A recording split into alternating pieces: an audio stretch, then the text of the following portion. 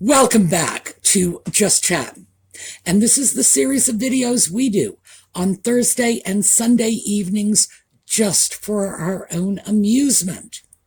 So I have a few topics that I want to cover this evening. And I'm going to save the main topic for last because that's the one that's going to occupy the most time. But I did want to start with a couple of things that have been in the news lately. One is a legitimate topic of interest, and the other is just out of control gossip. What can I say? Business as usual for royal watchers. So, when we come back, we will get right into it. Oh, and very quickly, for the Audie fans, yes, he is here. He is wandering around my feet, and he may well show up. So, we'll see if that happens when it happens. Meantime, we're going to take a look at the intro, and I will be right back.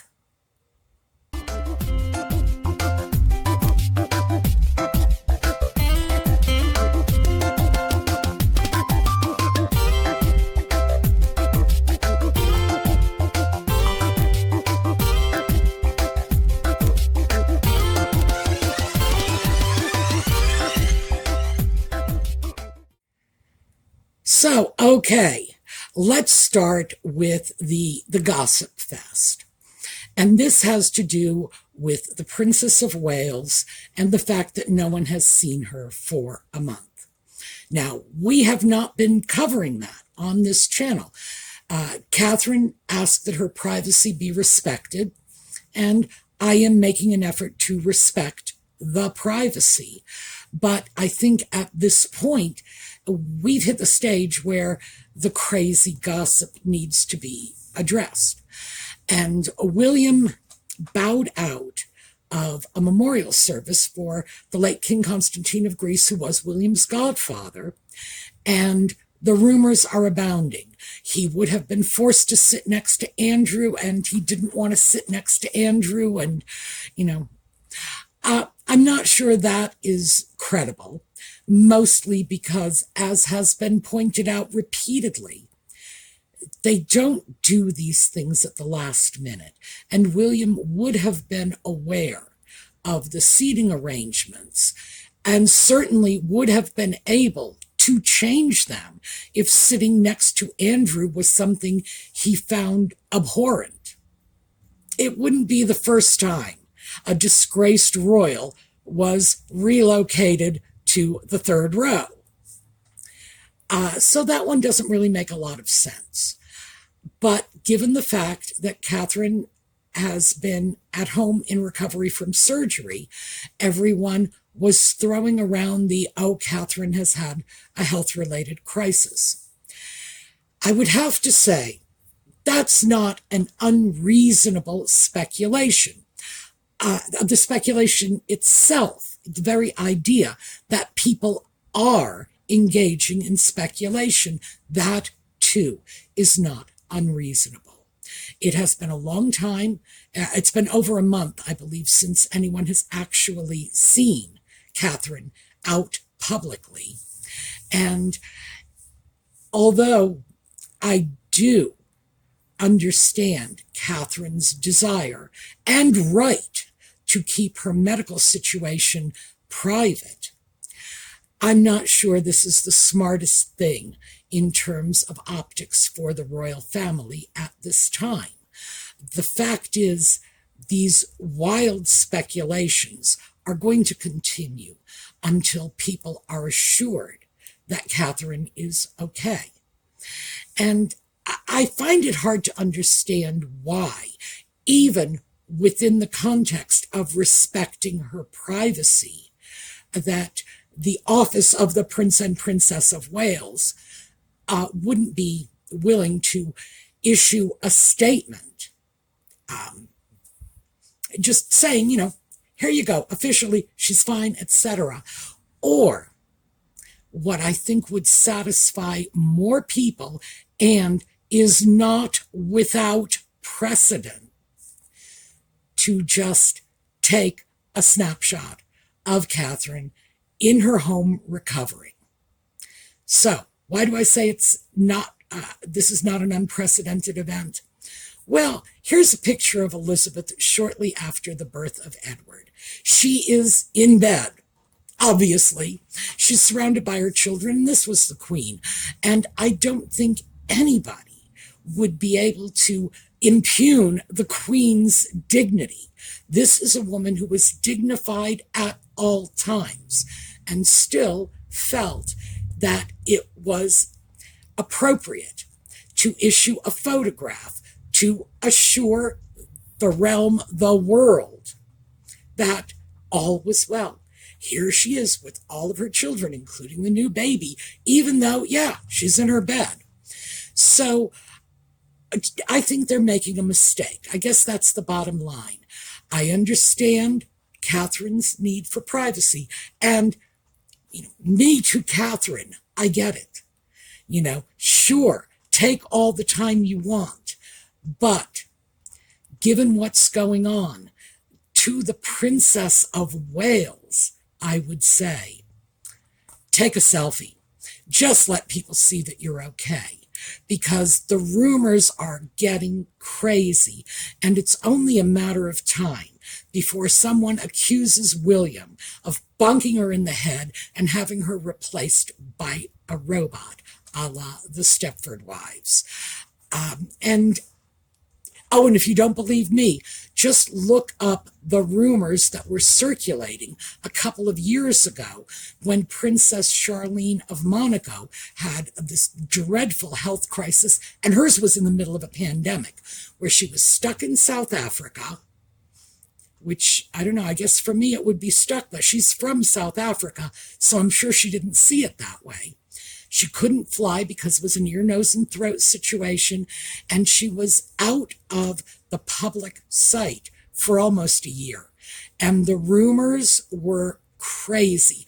My personal favorite was the rumor that the Monegasque royal family had used their connections with Italian organized crime to have her kidnapped and taken off somewhere and held against her will. That was my personal favorite.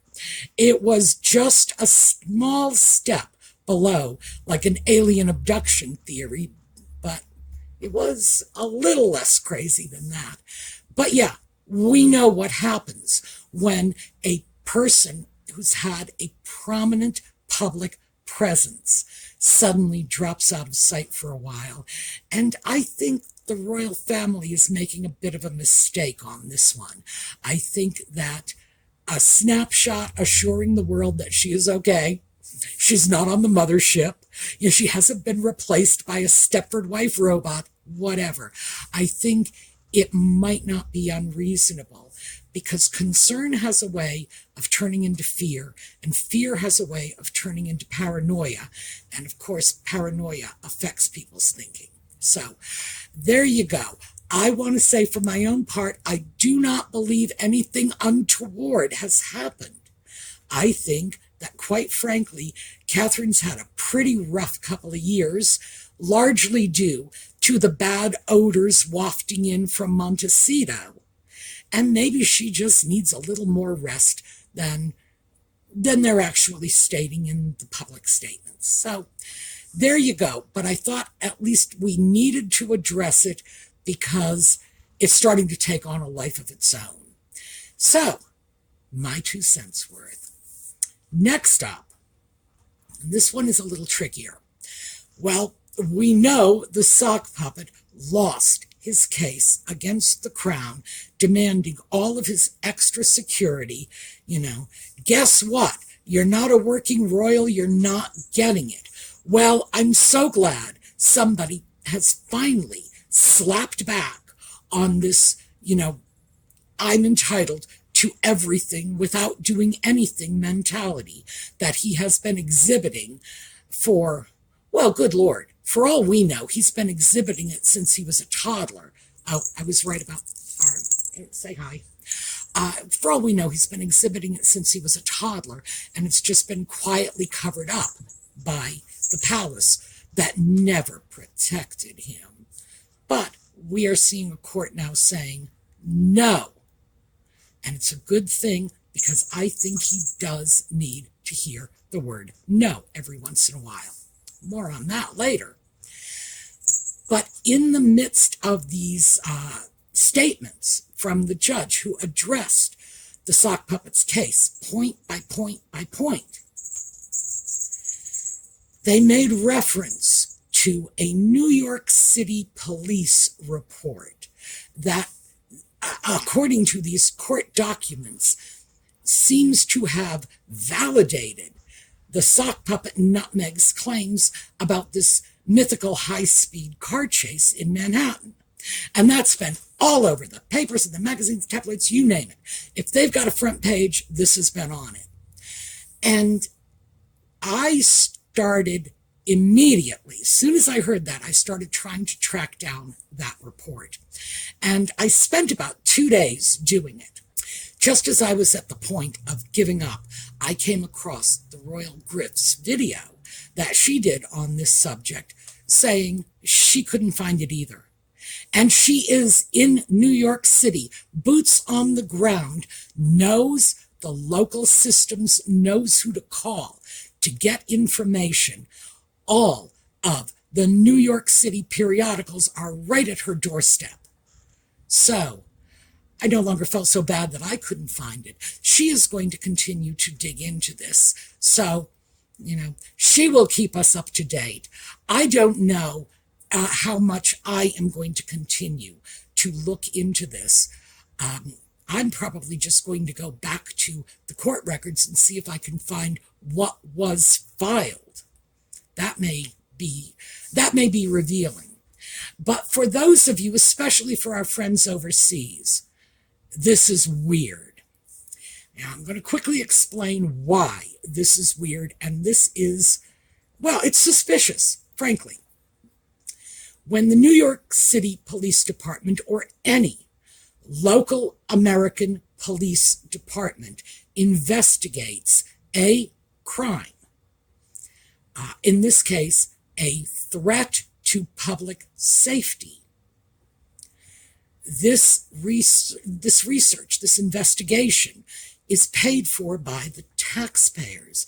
And there is an assumption that the taxpayers are entitled to know the results of the investigation. The taxpayers are entitled to know that an investigation has taken place and what was determined. Now, in a lot of cases, this information might be quiet because it will go to trial, and trial in the United States. That's the key part here. And if this is something that impacts a criminal case, you can understand that they might want to keep the investigation, the results of the investigation, confidential. They have a job to do above and beyond public relations. It's their job to investigate crimes, determine what took place, turn that information over to the appropriate agency to prosecute the crimes, etc. So yes, a certain amount of confidentiality is necessary in order for any police department to effectively do its job. However, we are not talking about a criminal case. We are talking about a civil case on behalf of a foreign national and being heard in a foreign court. That's the weird part about this. The New York City Police Department allegedly, I have to say that, this is allegedly, because much of this is being inferred from statements from the court decision. They allegedly investigated the claims of a car chase, and turned that information over not to the general public, who would have supported the investigation through their tax dollars and would have had a vested interest in the outcome because it relates to the public safety of the people of New York. Instead of doing that, they hand it to a private attorney working for a private citizen of another country in order to pursue a civil claim against a foreign government. That is weird. That is just not the sort of thing that happens in U.S. law enforcement every day. So, do I believe that there was such a report? At this point, no. I would like to see the actual report. I would like to see if there was an investigation that did, in fact, result in the statements that were made to the courts. Or was this just a letter that some disgruntled police officer signed off on and handed to an attorney in exchange for a hefty consulting fee? We don't know. And without seeing that actual report, we really can't know. It seems remarkably unlikely that in view of the previous statements made in New York about that car chase, including the mayor's statements, it seems very unlikely that this is an official New York City Police Department investigation, and that the results of that investigation, instead of being handled through the normal channels, because we're talking about city government, there are procedures for releasing this information to the public. Instead, it would have been privately handed to attorneys who, as I say, are not even representing American interests, representing the interests of a foreign national in a foreign court. So, my American friends are already shaking their heads. But for those of you overseas, you got to trust me on this. This is so weird.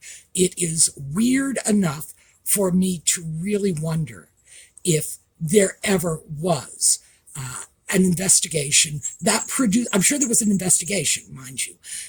Clearly somebody took a look at the matter, because you don't raise that much fuss in New York without incurring some notice officially.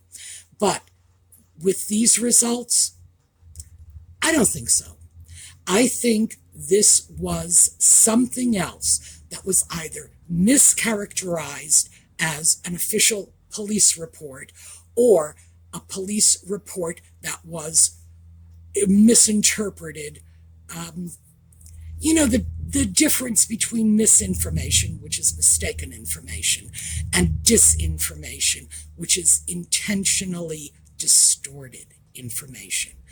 So that's my take on this. Do I believe that on face value? Absolutely not. Am I looking forward to the Royal Griff's final analysis of this once she has exhausted her options in terms of tracking this report down in New York? Oh yeah, I certainly am. So that's what we have on that little bit of gossip. So the main story I wanted to talk about this evening is Nutmeg and the Sock Puppet and their new foray into the half-in, half-out working royal status that the Queen denied absolutely back in 2020.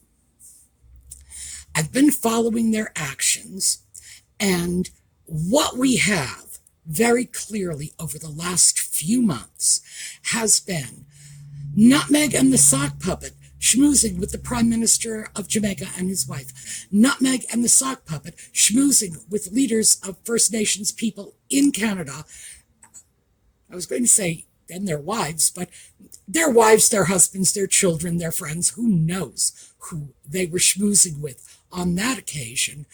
And the Sock Puppet making statements that absolutely indicated that he was representing the crown. On top of that, we have the resurgence of the Sussex website, which instead of being SussexRoyal.com is now just plain Sussex.com, with Nutmeg's family crest, which was granted to her by the Queen, on top. And what this looks like to me, and frankly, I'm as blind as a bat. If I can see this, everyone can see it. It looks to me like what they are doing is grabbing that half in, half out status, regardless of what the late Queen said. After all, she's gone. And they have been making forays into American politics. They have been merchandising their titles left, right, and sideways. All of this charitable and philanthropic work they promised they would be doing when they left the royal family has amounted to nothing. Their charity, Archewell, has turned into a disaster. Their money-making ventures in Hollywood have apparently trickled down the drain pipe. So they are back to the half in, half out. Now, the problem with that, and this was what the Queen saw, and I think we all saw it, was they wanted the money. They wanted the status. They wanted the connection with the royal family. And they didn't want to work for it. They wanted to do the engagements they wanted to do. If it was fun, if it was a party, if Nutmeg got to wear a pretty dress, which of course somebody else would be paying for, then that was fine. But did they actually want to do the grunt work, to visit in the nursing homes or the low prestige events? No. That was just not part of it. And they also wanted to explore financial opportunities, which was another way of saying merchandising the titles. Now, when I started researching this, I ended up going back to Edward and Wallace. I did a video about them. It was the last video, the most recent one, because that just snowballed into a side research project to see exactly how they had merchandised the title, how it is that they were juggling that half in, half out sort of status that they had, which was unofficial, but because Edward had been king, it was de facto half in, half out status. Also, of course, he was governor of the Bahamas during the war, so he did have some official capacities in which he served the British government.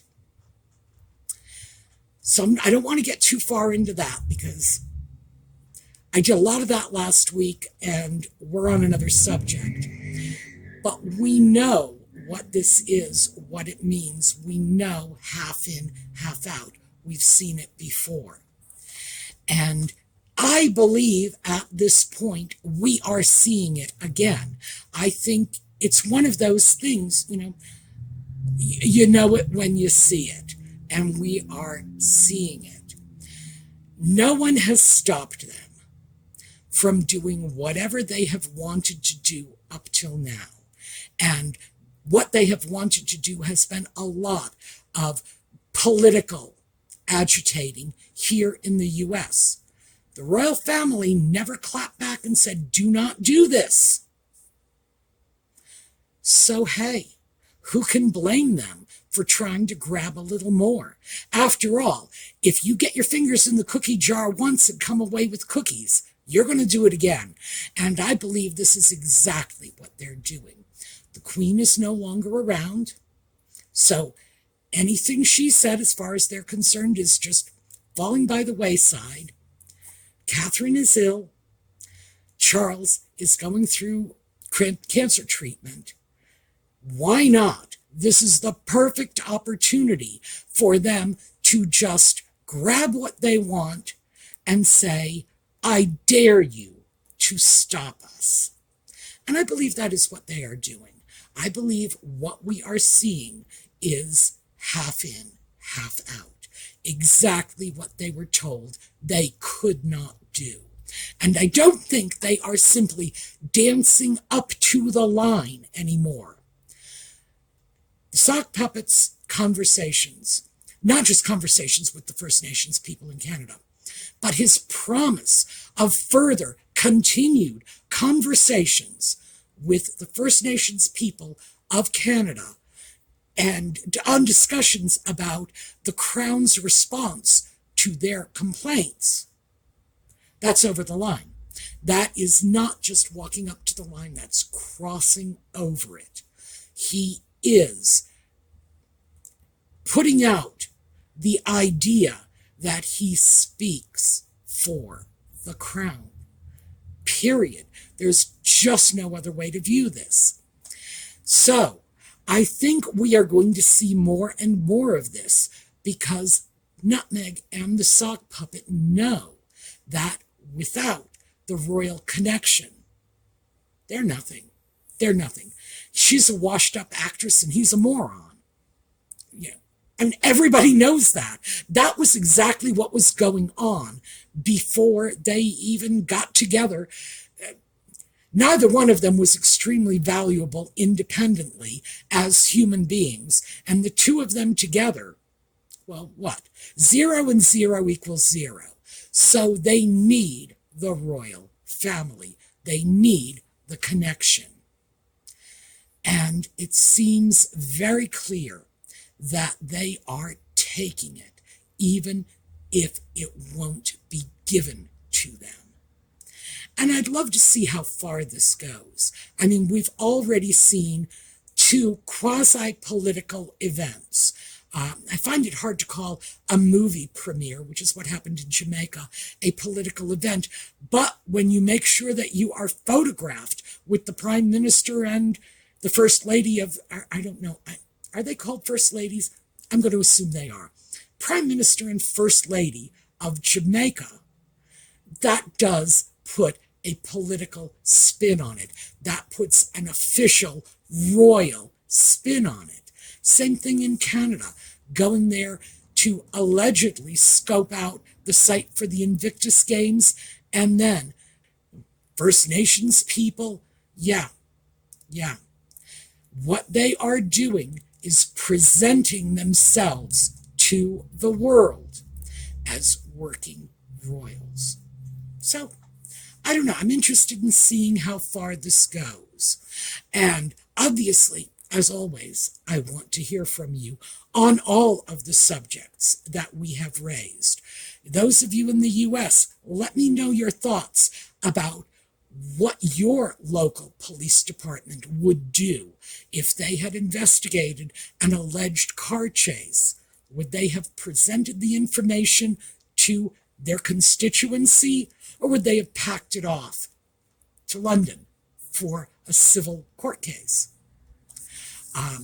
Catherine, as always, we wish her well. But like I say, it's hitting a point where if they do not reassure the public, the rumors are just going to go through the roof like they did for Princess Charlene. And obviously, do let me know what your thoughts are on this half-in, half-out game Nutmeg and the sock puppet are playing. All right, we're going to take a look at a slideshow on the way out. I think we are going to do Catherine because, as I say, we do wish her well. And I will see you all next time. In the meantime, have a terrific day.